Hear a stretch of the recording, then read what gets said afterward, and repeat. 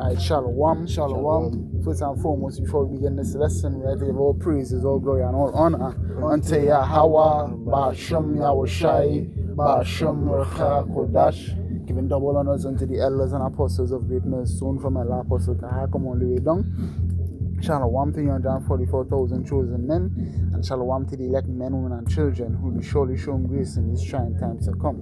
The three brothers here from the hills of Yahushai camp. I'm the brother Haranah. I'm the brother Mashallah. And I'm the brother Isaiah. Repent, for the kingdom of heaven is at hand. And this is part 2 to the. We're going to be a 3-part lesson we're doing, proving that World War III will indeed happen. Yeah. And, showcasing some points about it, like, who will be fighting World War III, the fact that it will happen, when it's going to happen, and so on and so forth. Mm-hmm. Because we're going off of this quote here from what Albert Einstein says. Good. Right. I know not, reading the Albert Einstein quote, I know not with what weapons World War III will be fought. So what he knew World War III would have been fought. Right. But just Albert don't know how it was didn't going to know. happen. Oppenheimer didn't know. He knew World War III would have been fought. He didn't know what they were going to use. But we know that. Scriptures and through the Recha Kodash we have understanding, and we have scriptures to prove and back that we know in fact and indeed what weapons will be used to fight World War III. Not just that, based on what he said, he insinuated that he know. Because if he said he does not know what weapons World War III will be fought with, or what, I know not with what weapons World War III will be fought, but World War IV will be fought with sticks and stones. If he says that, he insinuated that he already know World War III is going to be fought with weapons. And that he expecting a World War IV. But I tell you, Holy Spirit not supping with him, because he says, but World War IV will be fought with sticks and stones. And in the third part, we can prove that World War IV cannot and will not be fought. Mm-hmm. But to this point here, we know that World War III is going to be fought, but who will be fighting in this war? Mm-hmm. First things first, the head hunter is Babylon. Mm-hmm. Come on. Zechariah.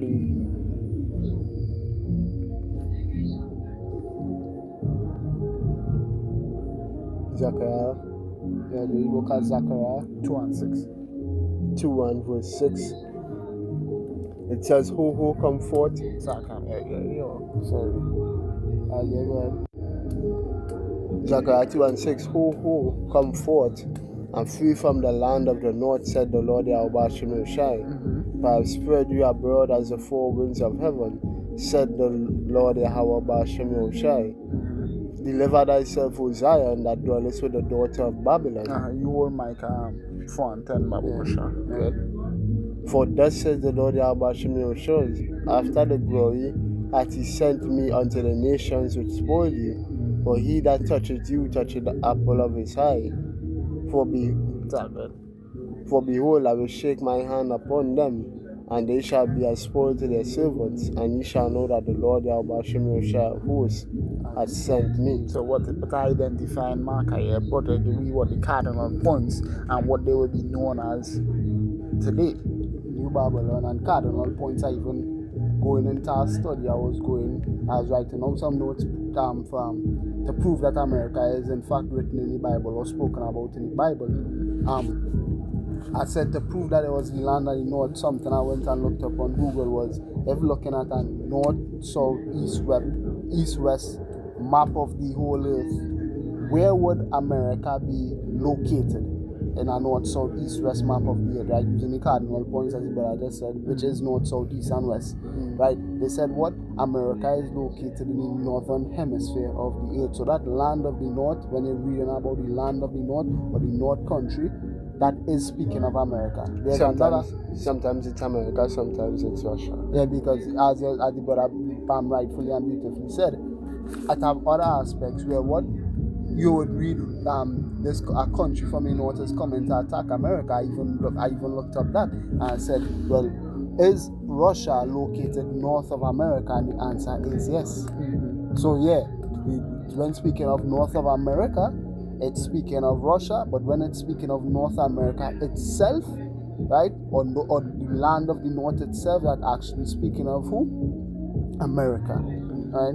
Okay. So Zechariah 2, Micah 4:10. Yeah, but before you get that, Revelation 17 and verse 5, and upon her head was a name written, mystery Babylon. It's like mystery Babylon the Great. The Great is like the mother of harlots and the abominations of the earth. So what put identifying marker on what this place, the kind of vibration and state this place will be operating in. Know that is most definitely America. Right. Good. Babylon the great confusing place, great confusion. Right, mother of harlots, all manner of doctrine is found in that place. Abominations of the earth, LGBTQ. Right, this has to be speaking of America, and it's a mystery.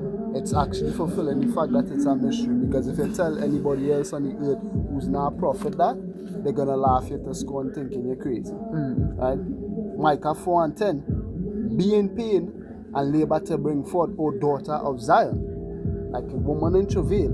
For now shalt thou go forth out of the city to live in Jerusalem, and thou shalt dwell in the field. Or going to Africa. Interior coast of Africa.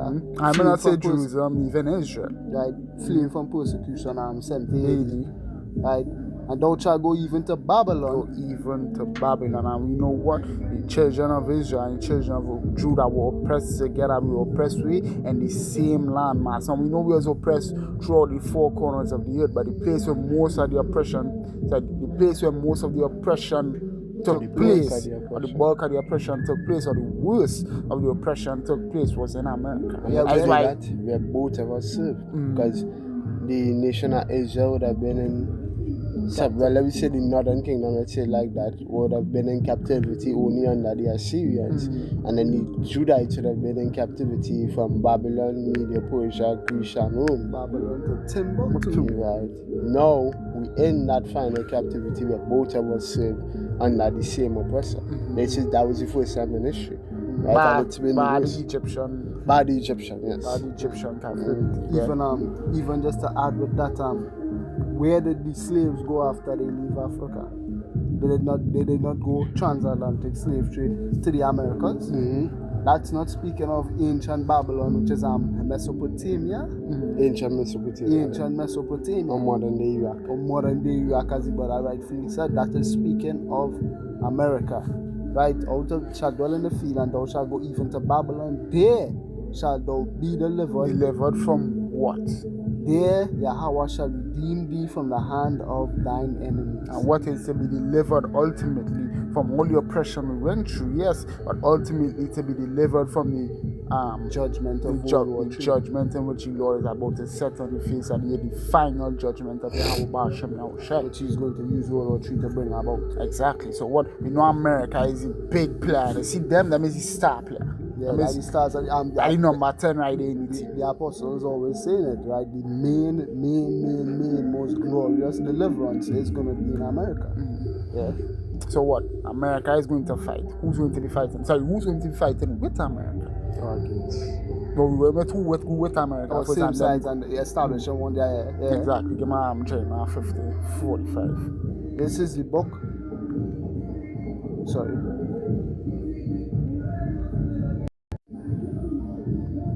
Okay.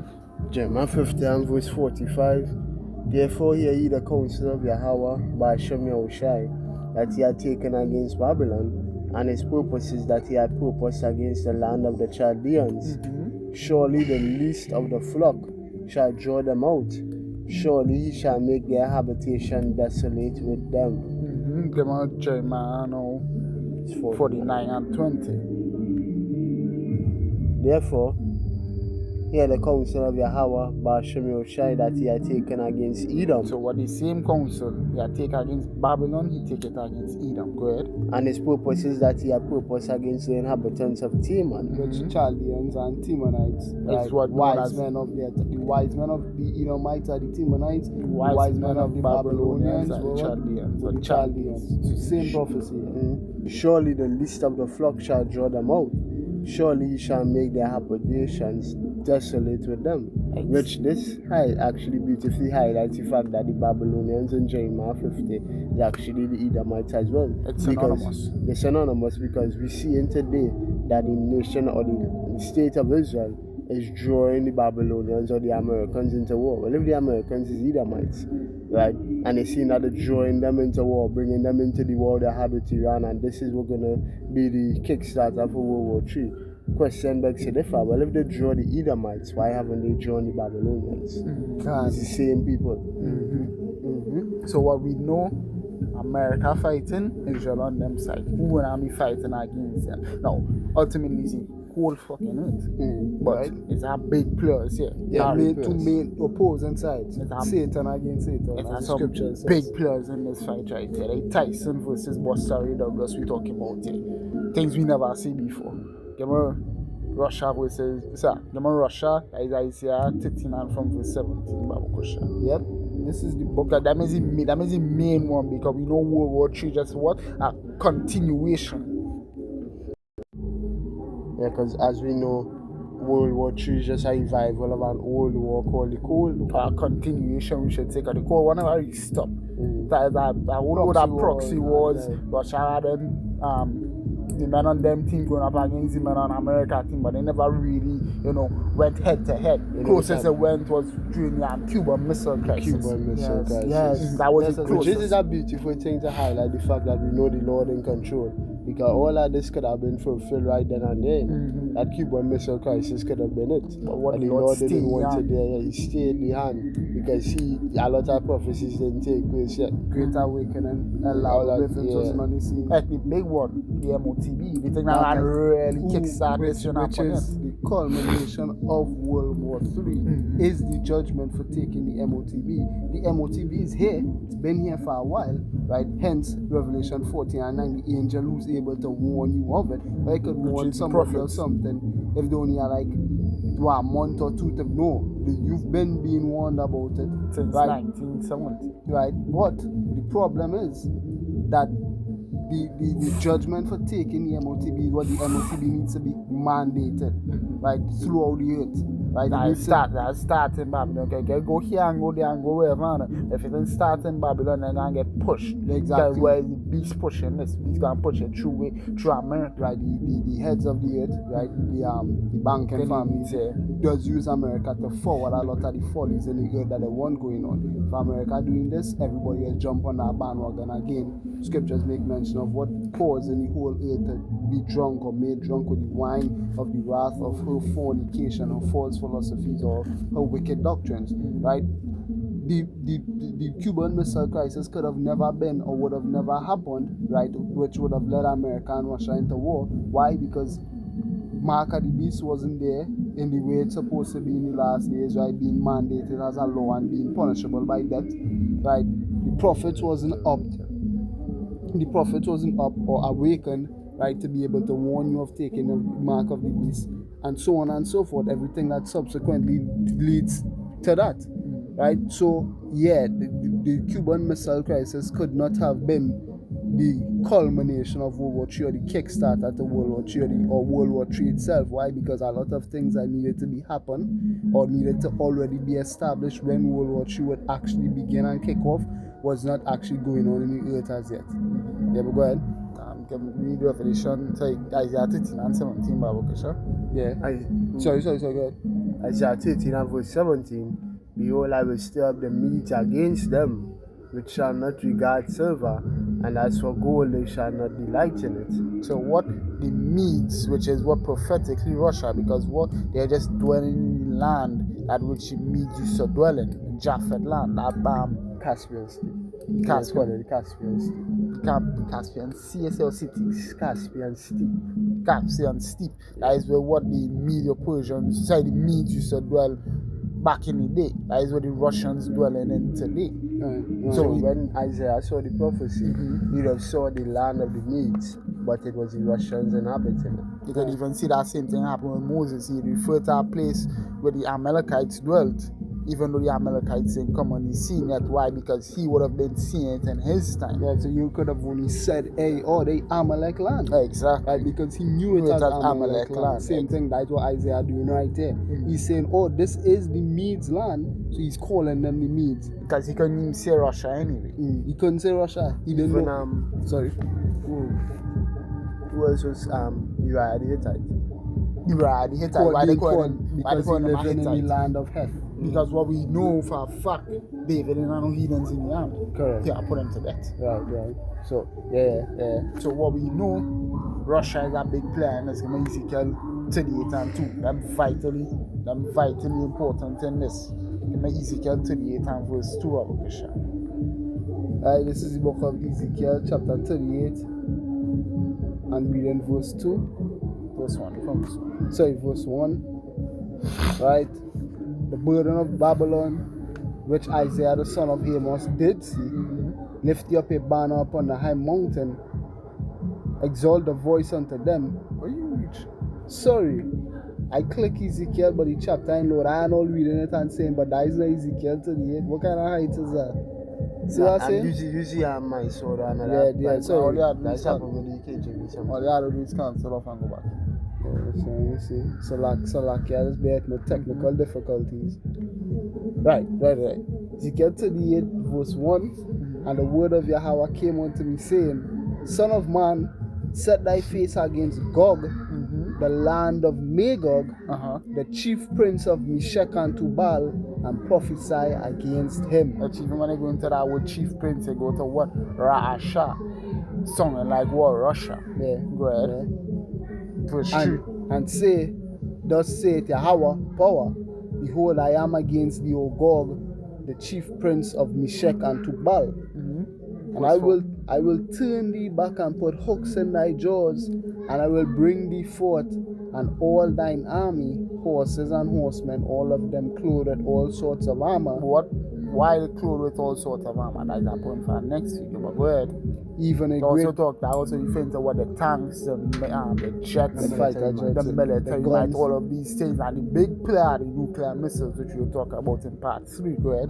Even a great company with bucklers and shields, all of them handling swords, so they're well equipped to go to war. So what they are well equipped to go to war. Give me Jeremiah 15 verse 9. Like that they going for the next point. Give me Jeremiah 15 verse 9. Yeah, sorry. Jeremiah 15 verse 9. For lo, Torah. yes, this is the North country I was speaking of. that. Torah, yeah. Because when you look up this, right, to break down this precept, you just need to look up, geographically speaking, where is Russia in proportion or in contrast to America. They should tell you, or look up a question somewhere along them lines. They should tell you that Russia is north of America. Look at a map. I gotta look at that fucking map, exactly. And even here, if we already identify Babylon as being a North country, how is Russia here? Or how is their country north? Which country is north of Babylon? Right. Jeremiah 59. For lo, I will raise and cause to come up against Babylon an assembly of great nations from the north country. What the head honchos be in Russia. Right. So you're gonna have other armies within that region coming against them as well, but the head honchos is Russia. My apologies. I said Babylon is the North country, sorry. Babylon is the North land. I think they Or refer the to them land as of the North. I think they refer to them as the North country in the scriptures. Well, here it's referencing Russia because this, if Babylon is the land of the North, what is north of Babylon? And That has that what willing to go to war against Babylon. Right, verse 10 and all gonna let you know. Verse 9 it says and all the warring against Babylon. Who north of Babylon could war Babylon? Exactly. Can. Nobody but what the might of Russia. Right? And some great nations, and they shall set themselves in array against her. From thence she shall be taken. The arrow shall be as of a mighty expert man. None shall return in vain. Verse 10. And Chaldea shall be a spoil, So and what all that identifying right there? Russia versus America. right. Go ahead. And Chaldea shall be a spoil, and all that spoil her shall be satisfied, saith Yahweh. Exactly. Right. So we identify the two main players. We identify one America's side of the war. Now we identify that Russia on the next side. Who is on their side? Give me 2 Ezra 15 and 30. This is the book of That's right, 2 Ezra. Sorry, yeah. 2 Ezra 15 and verse 30, it says, also the Canaanians, raging in wrath, shall go forth as the wild boars of the wood, and with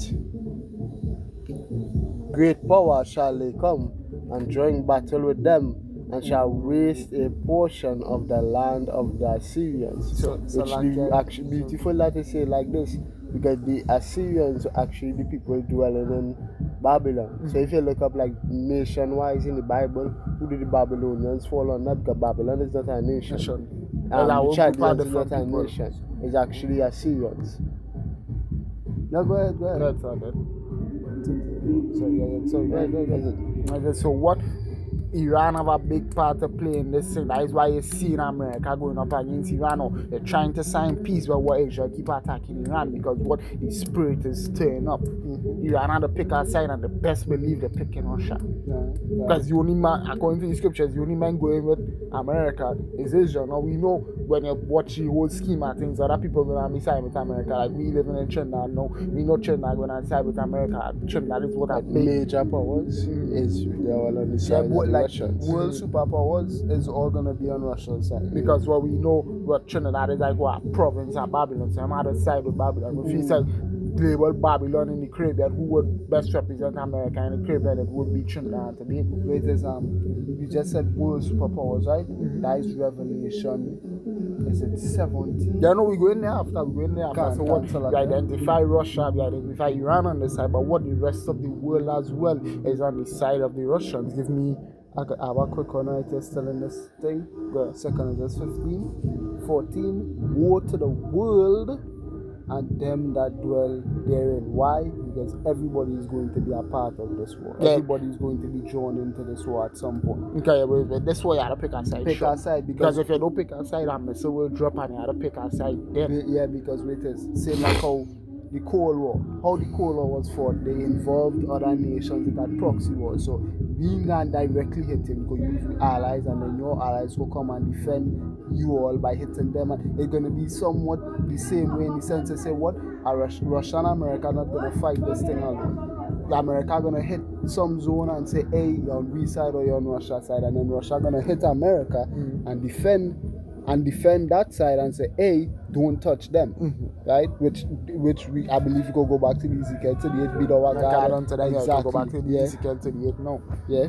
Because Russia will be a God, but God onto who? The men are going to be on their side. Ezekiel 38 read from verse 5 now. Right. The weaker nation. Especially weaker the weaker nations. nations. That is how the weaker nations also going to be able to say, let the weak say, I'm strong, because what true might and strength is going to come to them in the part of what? In the part of Russia. Somebody who's actually able to stand against Babylon. This is Ezekiel 38 and verse 5. Persia, there's Iran, yeah. Is Iran, I believe it's 1952, if I have the year correct. Or That's when they changed their name. 54, 52, 48, 47. Okay, let's look it up real 1947. quick. Look at that. Okay. Yeah, but around them, you can look it up, right? Before Iran was known as Iran today, They were known as Persia. they It's were only literally known as Persia. recently, it's only at 950 plus years, them recently changed the name from Iran to Persia. 50, Sorry, 70 from Persia to Iran. 70 something. It didn't even met a century yet. Yeah, Right. right. Ethiopia, don't think I need to explain that. And Libya, with them, all of them with shield and helmet, Burkina Faso, and then what? They ain't taking. bully from Them America. they taking bully from America or Israel. Them not taking nobody taking bully from America no more, because Russia showing that they are firmly willing and ready to defend anybody that that America and Israel bully. Yeah, right. With them, all of it, shield and helmet. Right. Sorry, finishing that, all of them with shield and helmet, so all of them ready for war, right? Like the weak say, I'm strong. Beat your plowshares into swords. Going to the Yeah. Goma and all his bands. Goma is who Turkey, and we seeing that Goma right now on the fence on which side to choose, because right now them still a part NATO, but as you seen right now, them looking to jump to the side of Russia. Right. Prophetically speaking, they're gonna have to jump to Russia's side anyway. Right. Go ahead. The house of Togama of the north quarters, and all his bands and many people with thee. Verse 7. Be thou prepared and prepare for thyself, thou and all thy company that are assembled unto thee, and be thou a guard unto them. What a whole load of nations coming into this thing, and Russia sending troops. China sending troops to what? Defend who needs to be defended. Give Joel 3 and verse 5. This 3 and 10. This is the book of Joel 3 and 10. Beat your plowshares into swords. Sorry, from 9. From 9. This is the book of Joel 3 and 9. Proclaim ye this among the Gentiles. Prepare war. Because this war is really between the other nations of the world. The elect men fighting a different war, but these men fighting the carnal war. The war of all carnal wars. Right? And we know the elect and some part to play in World War III because when all of this shit going on, persecution arises. Seriously heavy. We know they're gonna have some part to play. But they say the elect have a whole. Like them going out and shooting men in World War II and World War III and think hell fucking. Right. Hell no. The Joel 3 and 9. Proclaim ye this among the Gentiles, proclaim war. So you prepare war. Wake up the mighty men, let all the men of war draw near, and let them come up. Because Russia has been in a docile state ever since. Since the fall of the USSR. Russia has been in a docile state, but what they are looking to reclaim that power. Where you see they going after all the countries who end up leaving USSR, Ukraine, Uzbekistan and so on and so forth. They're pulling these countries back to there, hey, well, you belong to we, and you won't fucking them. Yeah, they're trying to build back the Soviet Union as in the days of old. Wake up the mighty men, let all the men of war draw near, let them come up. Beat your plowshares into swords and your pruning hooks into spears. Let the weak say, I am strong. Keep going. Assemble yourselves and come, all ye heathen. All ye heathen, so what the whole compass of the earth getting ready for war. And gather yourselves together round about. Thither, cause thy mighty ones to come down, O Yahweh. Let the heathen be wakened and come up to the valley of Yahweh Shaphat. So what the Levant? Because this war really going to be taking place in that the region of Saudi Arabia, where known as what is called the Middle East. Right? They're bringing everybody there to war. That's where the physical war going to take place. They're shooting each other, bombs pelting their grenades and all of that. AI robots and all this other bullshit. Drone strikes and things. We know that is where the physical war going to take place. Yeah, we know ultimately country versus country. That whole big play going to take place. Russia, America, are going to waste so much taxpayers' dollars to send so much troops to America when they could just to Iran or to Russia when they know they could just drop some bombs. They say the Levant, they were known as the Middle East. I try to remember where Elias Shamba. That is really Western Asia. Middle East? Yeah, it's Western Asia. Western Asia, right? Gather yourselves together round about. Thither, cause thy mighty ones to come down, O Yahweh. Sorry, I read already? Yeah, keep going. So verse 12, let the heathen be wakened and come to the valley of Yahweh Shaphat. So the dust I say done. Them just taking shit from America. That done. Right. No more. Right? For there will I sit to judge all the heathen round about. Keep going. Put in a sickle, for the harvest is ripe. Come get you down, for the press is full, the fats overflow, for their wickedness is great. Verse 14. Multitudes. So what we know, this is going to be by far the most dangerous war, or the most bloody war, or the most populated war, most involved war in the history of mankind. There's free for all. There's a battle royale. There's like Royal Fortnite Rumble or Free Fire, right? And you have the maps, and you can pick a map. You want to solo in this map.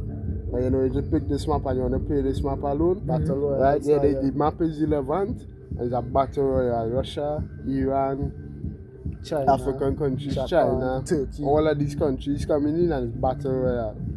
May the best man win. In the valley, we go tell you who the best man is, because the best man have a big part to play in this war, in the valley of decision, for the day of Yahweh is near in the valley of decision. Alright, give me Zephaniah 3 and 8, no? Yeah. This is the book of Zephaniah 3 and verse 8. Therefore wait ye upon me, said Yahweh, until the day that I rise up to the prey.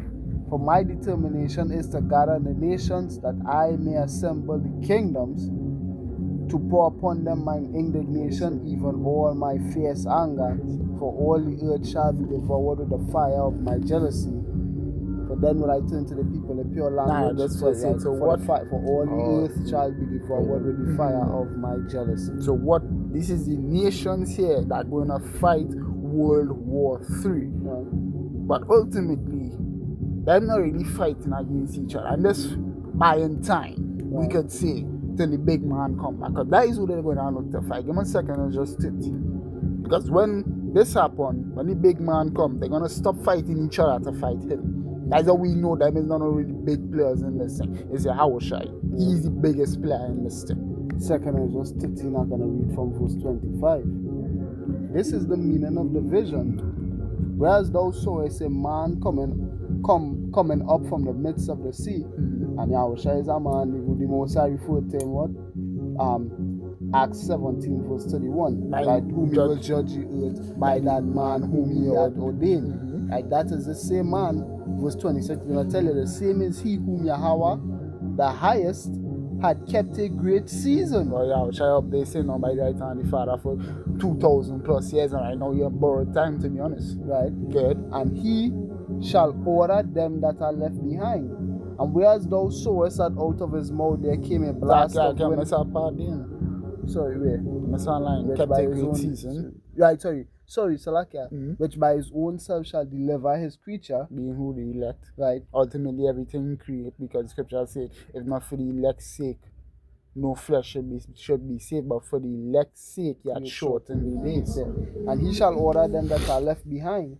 And whereas thou sawest that out of his mouth there came as a blast of wind and fire and storm, that he held neither sword nor any instrument of war, but that the rushing of him destroyed the whole multitude that came to subdue him. This is the interpretation. Behold, the days come when the Most High will begin to deliver them that are upon the earth. And who is the elect, right? And he shall come to the astonishment of them that dwell on the earth. So everybody can see, come on, I'm gonna be like shocked, yeah. But who's you? But we fighting this war so long, and you feel you could just come and dictate what happened in this war? Nah.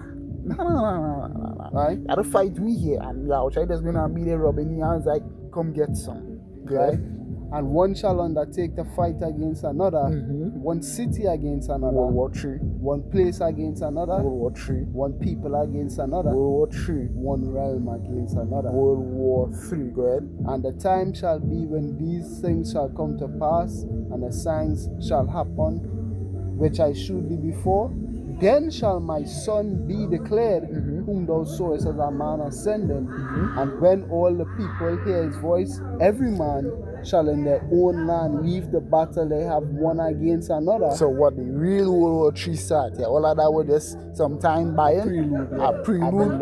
Now all of we going to fight against this one man. So not all of them going to fight against this one man here to really see who going to control over the earth. Go ahead. And an innumerable multitude shall be gathered together. You're going to gather them in the valley of Yehoshaphat. We just read it.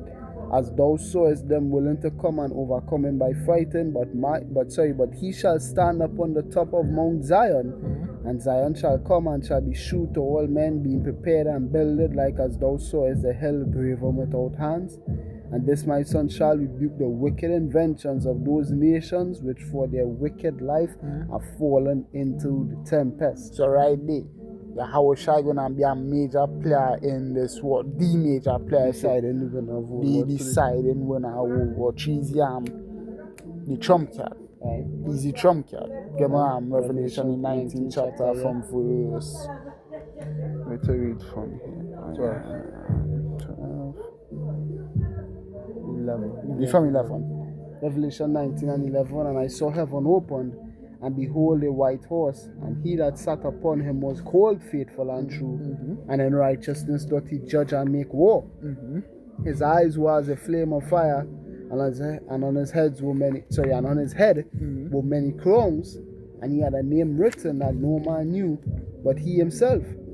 And he was clothed with a vesture dipped in blood. Why vesture dipped in blood? And his name is called the Word of Power. And the armies which were in heaven followed him upon white horses, clothed in fine linen, white and clean. And out of his mouth goeth a sharp sword, that with it he should smite the nations. Why his vesture was dipped in blood.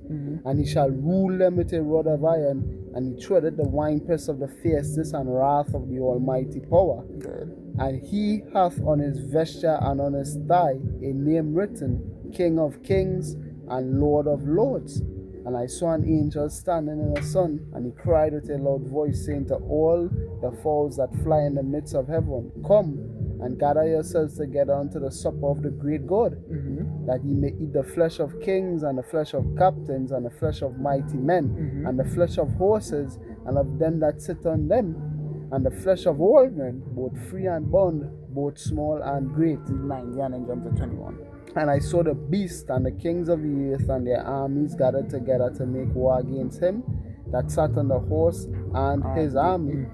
And the remnant, verse 21, was slain with the sword of him that sat upon the horse, which sword proceeded out of his mouth, and all the fowls were filled with their flesh. So what the Hawashai right here is the deciding factor in this war here, but he said his army. Who are his army? Give me Daniel 12 and 1. This is the book of Daniel, chapter 12. And then we go back to Revelation 12 from 7, right? Daniel 12 and 1. And at that time shall Michael stand up, the great prince, which standeth for the children of thy people. For the elect of thy people, because their children, they represent what Malachi 3 and 6. And Yahweh shall change not. Therefore, what the sons of Jacob are not consumed. The ones that are not going to suffer the consumption decrease, the elect. Right. Good. And there shall be a time of trouble, World War 3. such as never was since there was a nation, even to that same time. Because this war you're going to surpass all the wars that were ever before it. It have nothing going to be able to come that going to be able to match up to this world war here. Okay. Yes, and at that time thy people shall be delivered, everyone that shall be found written in the book. Revelation 12 from 7 as well. The book of Revelation, chapter 12, reading verse 7. And there was war in heaven. Michael and his angels fought against the dragon, and the dragon fought and his angels. 7, speaking of the skies, you're going to see this war, Revelation 1:7, and the angels and the dragon, speaking of what those same kings, mighty men, those same armies, the same people who are going to be starting World War III before Yahushua comes to finish it. And prevailed not, neither was their place found any more in heaven. And a great dragon was cast out, that old serpent called the devil and Satan, which deceived the whole world, which is Esau. He was cast out into the earth, and his angels were cast out with him. His army, right? Yeah. Verse 10. And I heard a loud voice saying in heaven, Now is come salvation and strength, and the kingdom of our power, and the power of his anointed. For the accuser of our virgin is cast down. So what World War III was just now won. Go ahead. Which accused them before our power day and night. So what are the angels? The scriptures talk about what called the sanctified ones and the mighty ones. Are the mighty ones here? Time for the sanctified ones. Give me Wisdom and Solomon 3 and 5. Sorry, 3 and 7. I'll read from verse 5. Good. And having been a little chastised, Wisdom and Solomon 3 and 5, they shall be greatly rewarded. Who is he going to reward? Matthew 19. And the scriptures talk about what they that love his coming. I know that there's a crowd laid up for me in heaven, and not for me only, but also for all they that love his appearing. Right? For power proved them and found them worthy for himself, as gold in the furnace had he tried them and received them as a burnt offering. So what them went through the trials and tribulations, scripture talk about it. Through much tribulation, shall a man be better into the kingdom that of too, heaven. but the scripture also talk about the water of affliction and the furnace of adversity. Right, yeah. Go ahead. And in the time of their visitation they shall shine and run to and fro like sparks among the stubble. Stubble is This one, good. verse 8, they shall judge the nations and have dominion over the people, and their Lord shall reign forever. But after what they win World War III, there's Obadiah, verse 18. We will close with this. And the house of Jacob shall be a fire, and the house of Joseph a flame, and the house of Esau for stubble. So when they say they shall be like sparks running to and fro through the stubble. Yeah. Alright, there's the stubble, Esau Edom. And what fathers do with stubble, it does burn it, destroy it. And they shall kindle in them and devour them, and there shall not be any remainder of the house of Esau, for Yahweh Ba'ashem Yahushai had spoken it. So what now we know what will be fought, which is World War III, and who gonna be fighting in this war. All the players here. Lord willing, this session was edified, and that you were edified. In closing, we like to say, Kal Yahweh, Ba'ashem Yahushai, Ba'ashem Recha Kodash. Giving double honors unto the elders and apostles of great milestone from Elder Apostle to come all the way down. Shalom to the 144,000 chosen men. Shalom to the elect men, women, and children who will be surely shown grace in these trying times to come. So, cheer, brothers and heirs of Yahweh Shai Camp, and the brother Hanana. I'm the brother Mashallah. I'm the brother Isaiah. Till next time, we like to say Shalom. Repent, for the kingdom of heaven is at hand.